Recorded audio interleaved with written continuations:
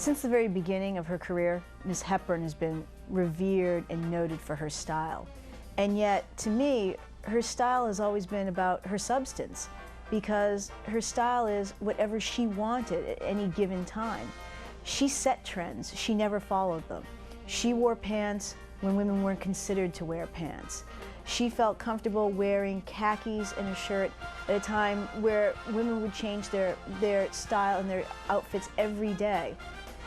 Katharine Hepburn's style is all about being Katharine Hepburn.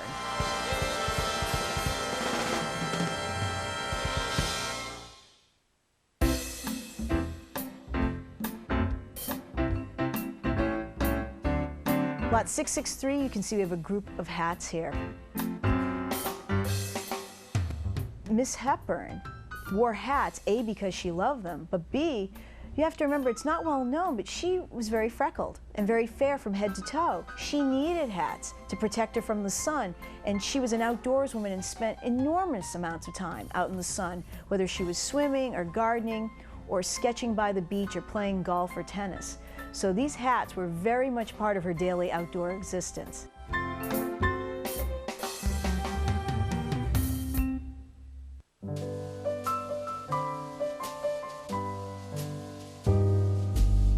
Lot 101, the navy blue Valentina cape, is very indicative of Miss Hepburn's early style from the late 1930s. At that time, she was still in the glamour phase of her career, and Valentina, who was a Russian immigrant and great designer, designed a number of pieces for her in the late 30s, including part of her wardrobe for Philadelphia story. This particular blue navy silk cape is so much of Miss Hepburn's style at that time. You can see her throwing this over a dress, some sort of wrap to go out for the evening. And this particular cape is as relevant today as it was 70 years ago. I can fully see some collector coming in and buying this and not putting it on a shelf or in a closet, but wearing it out the next night.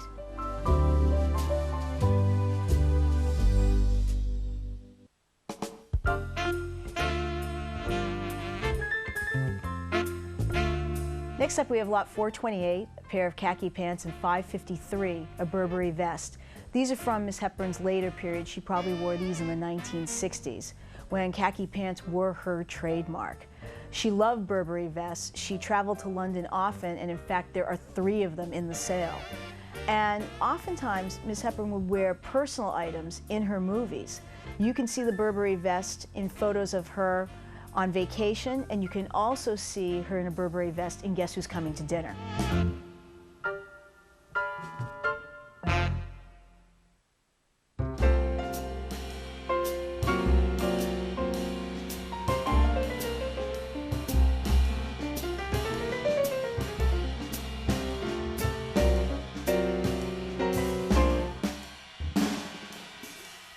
Miss Hepburn's decorating style was simply souvenirs of her life. When she traveled, she bought pieces that she loved, pieces that would remind her of great film trips, great moments in her life. She had no decorator. Her decorator was her life. And the items gave her a sense of magic and history, and she gave her items her own sense of aesthetic and magic because she loved having her objects around her. Every piece she had with her meant something to her, and therefore she, in her setting with her objects, really became one. They were almost as if they set a consistent scene to her playing out her own life story.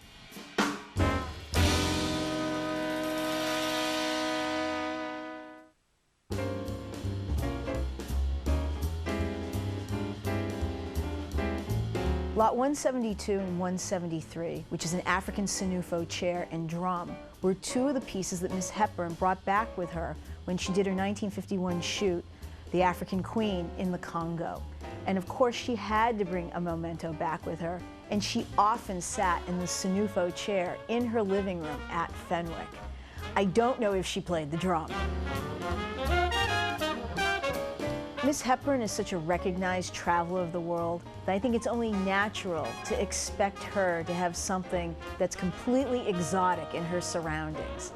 What more natural for Miss Hepburn to sit down in a Sinufo chair? It's almost as if you'd expect her to have a tree house in her backyard.